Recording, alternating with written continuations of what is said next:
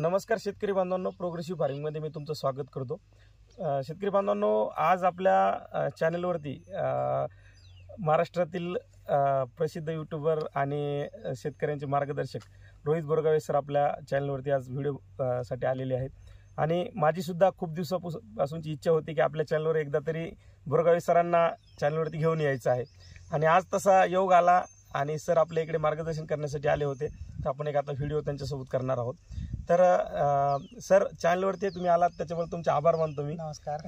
आणि आपल्याला आता आपल्या व्ह्यूअर्स जे आहेत, आपले शेतकरी बांधव आहेत, त्यांना आपल्याला तुमच्यापासून मार्गदर्शन घ्यायचं आहे। आता आपण खरबूज प्लॉटवरती इथे आहेत, म्हणजे बाजूलाच आता कलिंगडचा प्लॉट आहे आणि आता आपण इथे खरबूजाच्या प्लॉटवरती आहेत। तर याच्यामध्ये बऱ्याच शेतकऱ्यांना अडचणी येत असतात। नवीन शेतकरी काही असतात लागवड करणारे, काही जुने शेतकरी असतात। त्याच्यामध्ये लागवड करत असताना कुठल्या गोष्टीची काळजी घ्यावी, अंतर किती असावं चांगलं उत्पादन घेण्यासाठी, हे आम्हाला थोडक्यात शेतकरी बांधवांना माहिती द्यावी आपण। शेतकरी मित्रांनो नमस्कार। आज पाथरीला आलो होतो। गणेशदादांचं काम खूपच चांगलं आहे।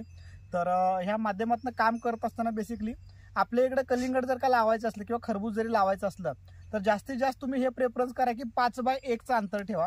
ह्याचे फायदे खूप सारे आहेत बाबा। 5x1 मध्ये आपल्याला 8300 रोपं बऱ्यापैकी बसतात। 8300 रोपं बसली, 8000 फळ म्हणजे 8000 वेली जरी चांगल्या मिळाल्या आपल्याला आणि 5 किलो फळ झालं तरी 40 टनापर्यंत आपण कलिंगडला जाऊ शकतो, म्हणजे टरबूजला जाऊ शकतो तुमच्या भाषेत। आणि तसंच सेम खरबूजात सुद्धा आहे, तसं आपलं उत्पादन चांगलं घेता येतं। पण 8x5 मध्ये अजून ऍडिशनल बेनिफिट होतात, म्हणजे सुरुवातीच्या काळामध्ये सेटिंग चांगलं होणे, व्हायरसला बळी न पडणे, ह्या बऱ्याच गोष्टी, नंतर सनबर्निंग न होणे, कॅनोपी वगैरे चांगलं असणं, तर या बऱ्याच गोष्टीचा फायदा होतो। त्यामुळे 5x1 हे द बेस्ट अंतर आहे। बरं, तर शेतकरी बांधवांनो, म्हणजे आपल्याला लागवड जर तुम्ही नवीन करत असाल तर हे अंतर खूप महत्त्वाचं आहे आणि संख्या मेंटेन करणं, म्हणजे 8500 त्यातून आपण जर 8000 मिळाले आपल्याला तर चांगलं उत्पादन आपण याच्यापासून घेऊ शकतो। आणि याच्यानंतर एक महत्त्वाचं असतं की शेतकऱ्यांना व्हरायटी कोणती निवडावी आपण, कारण मार्केटमध्ये खूप व्हरायटी आहेत, प्रत्येक कोणीतरी आपलं सजेशन देत असतं। त्यातून आता व्हरायटी बद्दल म्हणायचं झालं तर दादा, बेसिकली सगळ्या व्हरायट्या खूप चांगलं काम करतात, पण हायब्रिड सिलेक्शन करणं आपण महत्वाचं आहे। आधी आपण स्वतः बघणं, व्हरायटी कॉन्फिडन्स घेणं, त्याचं जर्मिनेशन टेस्ट करणं ह्या खूप गरजेचं आहे। सध्या तर आपण शुगर फॅक्टरी बद्दल सगळ्यांना रिकमेंडेशन करत आहे।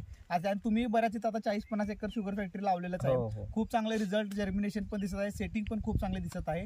पण आपण आपल्या एरियानुसार बाबा किंवा जर्मिनेशन टेस्ट किंवा व्हरायटी बघून तुम्ही सिलेक्शन केलेलं चांगलं कधी पण। बरं, तर आणि खरबूज मध्ये एक व्हरायटी, खरबूज मध्ये लायलपूर सगळ्यात द बेस्ट वाटतं बाबा। त्याची साईज किंवा क्वालिटी, किपिंग क्वालिटी पण चांगली आहे, इम्युनिटी पॉवर मध्ये चांगली दिसते, त्यामुळे ती व्हरायटी बेस्टच आहे। आणि आता काही ठिकाणी आपले प्लॉट आहेत जे की शेतकऱ्यांनी सुरुवातीला नायलपूर त्यावेळेस उपलब्ध नव्हतं म्हणून त्यांनी नर्सरीतून सिमॉन सीड किंवा इतर कुठले सीडचे आहेत असे बरेच निवड केली होती, पण तिथं थोडा प्रॉब्लेम आलेत, कारण आता व्हरायटीवरची जुन्या व्हायला आपलं काही आक्षेप नाही व्हरायटीवरती, पण ते प्रॉब्लेम आम्हाला आलेत म्हणून आम्ही सांगतोय, काही मार्केटिंगचा प्रॉब्लेम नाही, म्हणजे काही करायचं नाही आपल्याला, पण जे आहे ते आपण सांगतोय की डाऊनी मिल्डो लवकर येतोय तिथं, किंवा बाकी बी थोडे प्रॉब्लेम आहेत त्याच्यामध्ये, पण ही व्हरायटी आपल्याला आता द बेस्ट वाटली, द बेस्ट आहे। तर आपण ही व्हरायटी लागवड करू शकता। तसं तुमच्या एरियामध्ये जर असतील इतर व्हरायटी तरी पण आपण लागवड करू शकतो।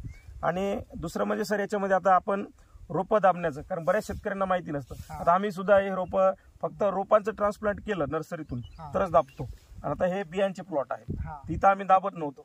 आता तुम्ही आल्यानंतर आम्हाला ती चूक लक्षात आली, तर हे सुद्धा आपल्याला दाबलं पाहिजे, कारण काय आहे की रोपं आपण जर का दाबलो नाही तर थोडी अंतराळी बसतात आणि हालत असतात, असं हल्ल्यामुळे परत त्याचे रोपं इनमॅच्युअर होत नाहीत बऱ्यापैकी। तर मॅच्युरिटी होण्यासाठी रोपाला हे दाबणं खूप गरजेचं आहे। जेवढं दाबू तेवढं रोप सेट होतात सुरुवातीच्या काळामध्ये, आणि मुळे एकदा खूप खोलवर पसरायला लागली तर ते धरून ठेवतात चांगलं, तर ते करणं गरजेचं आहे। त्यामुळे अतिशय चांगला आपल्याला पुढे फायदा होऊन जातो। बरोबर।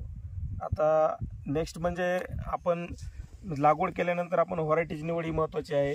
त्याच्यानंतर आपल्या ज्यावेळेस आपण आता शेड्यूल चालू करतो फर्टिगेशनचा, तर बरेच शेतकरी त्यामध्ये युरिया सोडतात, तर हे सोडायला पाहिजे का नाही, किंवा कसं असतं शेतकरी मित्रांनो, त्या झाडाला जे काही गरज आहे ते देणं खूप गरजेचं आहे। मग समजा काही वेळेला युरिया काय वाईट नाही आहे, नायट्रोजन त्यातनं मिळते, अमोनियम सल्फेट वाईट नाही आहे, नायट्रोजन मिळतं त्यातनं, पण कशा स्वरूपात देतोय, त्याची कुठल्या स्टेजला त्याची गरज काय आहे, महत्वाचं आहे काय नाही, तर त्या गोष्टी सगळ्या खूप महत्वाच्या आहेत पॅरल चेकिंग करणं. पण अतिरेक कशाचा नसावा, म्हणजे युरिया 10 किलो देतोय 15 किलो देतोय, तर फर्टिगेशन हे समजून घेतलं पाहिजे. मग ज्यांना कळतं बाबा, आता आम्ही काय सगळ्या लोकांना देऊ शकत नाही, भेटून सांगू शकत नाही, पण तुमच्यासारखी लोक इथं बसलेत पाथरीमध्ये, तर तुम्हाला कळतं की बाबा कशा पद्धतीने द्यायला पाहिजे. तुमचा रेफरन्स त्यांनी घ्यायला पाहिजे की काय दिलं पाहिजे, कुठल्या खतासोबत दिलं पाहिजे, सल्फरयुक्त ऑक्साईड फॉर्ममध्ये, पॉलिफॉस्फेट फॉर्ममध्ये, कशा फॉर्ममध्ये देतोय आपण, आणि त्याला बॅलन्स काय करतोय, हे खूप गरजेचं आहे. बरं, तर अशा पद्धतीने आपण सरांनी माहिती दिली. आणखी काही तुमच्या पासून काही म्हणजे शेतकरी मित्रांनो, अजून थोडीफार माहिती यामध्ये ऍड करायचं म्हटलं तर दक्षिणोत्तर साऱ्या जेवढ्या असतील तेवढं चांगलं असतं कलिंगडमध्ये, खरबूजमध्ये. मग समजा यदा कदाचित पूर्व पश्चिम झाले तर काही वेळेला ह्या वेली या पूर्ण पाटावर पसरत असतात, अशा तुमच्या ह्या अशा वेली पसरत असतात. तर मग सुरुवातीच्या काळामध्ये ह्या वेली अशा आडव्या करून घेणं खूप महत्वाचं आहे. 40 टन कलिंगड निघू शकतं, मी वारंवार सांगत आहे, बऱ्याच लोकांना इथंही सांगत आहे, आणि इथं त्याचे रिझल्ट पण दिसत आहेत की बाबा होऊ शकतं काय नाही. तर 40 टन निघण्यासाठी महत्वाचं आहे की सेटिंग होणं हे खूप महत्वाचं आहे. तर सुरुवातीच्या काळामध्ये तुमच्या पहिल्या 30 दिवसामध्ये 10 ते 16,000 सेटिंग तुमच्या शेतामध्ये पाहिजेतच पाहिजेत. 16,000 सेटिंग तुम्हाला 2.5 किलोने एक फळ जरी भेटलं तरी आपण 40 टनाला जातोय. तर शेतकरी मित्रांनो खूप सोपं आहे. आता दादांच्या प्लॉटमध्ये जवळपास 15,000 16,000 सेटिंग आपल्याला दिसाल्यात, आणि एक समान दिसाल्यात, आणि ते एक समान त्याची वाढ पण होणार आहे. थंडी पडून सुद्धा थोडंफार 10 दिवस लेट झालेला आहे. तर ह्यामध्ये दादांसारख्या कन्सल्टंटचा वापर करून घेणं महत्वाचं आहे. तुम्ही हार्मोन्सला त्याला बॅलन्स करायचं आहे. काही खूप सारे मार्केटमध्ये हार्मोन्स चांगले आपणही देत आहे, मार्केटमध्ये पण आहेत. ह्या हार्मोनचा वापर करणं गरजेचं आहे. काही ठिकाणी तुमचं काय होतं शेतकरी मित्रांनो, की समजा घाबरून जाऊ नका, सेटिंग झालं नाहीये किंवा काय नाहीये, तर त्याच्यात मार्ग काढा किंवा माझ्या इथं सेटिंग झालं नाही, सेटिंग कमी आहे, तर त्याला काय करता येईल, मग थोडं पुढं शेड्यूल एक्सटेंड करा, त्या पिरियडमध्ये सेटिंग थोडं वाढवून घ्या, आणि त्या वाढलेल्या सेटिंगला पटकन साईज करून घ्या ऑक्साईड फॉर्म्युलेशन मधली खतं वगैरे देऊन. तर अशा पद्धतीने करा. 100% माझा प्रत्येक शेतकरी, दादांचा प्रत्येक शेतकरी, आपले बांधव सगळे सक्सेसफुल झाले पाहिजे, सगळ्यांना चांगलं उत्पादन मिळालं पाहिजे. तर सर, आपण शेतकरी बांधव, आता आपल्या चॅनलवरती काही शेतकरी असतील ज्यांनी, दादा सगळीकडे, रोहित सर सगळीकडे प्रसिद्ध आहेत, आपल्यापेक्षा चॅनलही मोठा आहे त्यांचा, तर तरी सुद्धा काही नवीन शेतकरी असतील तर सरांना फॉलो करा. कारण आपल्याला जर 40 टन उत्पादन काढायचं असेल तर रोहित सरांचं काम खूप मोठं आहे. कर्नाटक, महाराष्ट्र, गुजरात सगळीकडं सरांचं काम चालू आहे.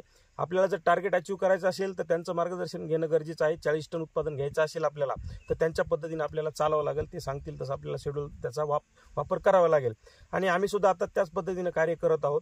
दुसरी गोष्ट म्हणजे रोहित सर आता खूप मेहनत करत आहेत, कष्ट करतात. त्यांच्या आता कंप्लीट एक 8 ठिकाणी मीटिंग आहेत, त्यातून आपल्याला त्यांनी खूप वेळ दिला, म्हणजे व्हिडिओसाठी वेळ दिला, आपल्या शेतकऱ्यांना मार्गदर्शन करण्यासाठी वेळ दिला, आणि त्याच्याबद्दल मी त्यांचे खूप खूप आभार मानतो. आणि आपल्या चॅनलवरती आल्याबद्दल सुद्धा मी आभार मानतो. धन्यवाद. धन्यवाद. आणि असंच जे प्रेम मला दिलेलं आहे, तसं माझ्यासारखं हे दादा पण खूप चांगलं काम करतात, ह्यांना सुद्धा प्रेम द्या. प्रामाणिक काम करणारे लोक खूप कमी आहेत, आणि कसं असतं, ह्या मागं उद्देश एकच असतो की बाबा व्हिडिओ करणं, किंवा ह्याचा उद्देश असते की तुम्ही जास्त लोकांच्यापर्यंत हा माहिती जावं. कारण का बोलायला लिमिटेशन पडतं प्रत्येक ठिकाणी, सांगायला प्रत्येकाला समजून लिमिटेशन पडतं, पण जर का हे एकाच ठिकाणी बोलून आम्ही सांगितलं तर तो मेसेज तुमच्यापर्यंत पटकन स्प्रेड होऊन जातो. तर काम करा. आणि ह्या भागामध्ये अजून कुणाला काय अडचण असल्या, परभणी भागामध्ये तर दादा आहेतच पाथरीला, तर तुम्ही त्यांच्याकडनं गाईडलाईन्स घेऊ शकता, त्यांच्याकडनं मार्गदर्शन घेऊ शकता, त्यांच्याकडनं शेड्यूल्स घेऊ शकता. माझेही बरेच शेड्यूल्स त्यांच्याकडे आहेत सगळे, आणि प्रॅक्टिसही खूप चांगली आहे. तर त्यांच्या माध्यमातून त्यांनाही सपोर्ट करा, खूप चांगलं काम होऊन जाईल. धन्यवाद शेतकरी. धन्यवाद.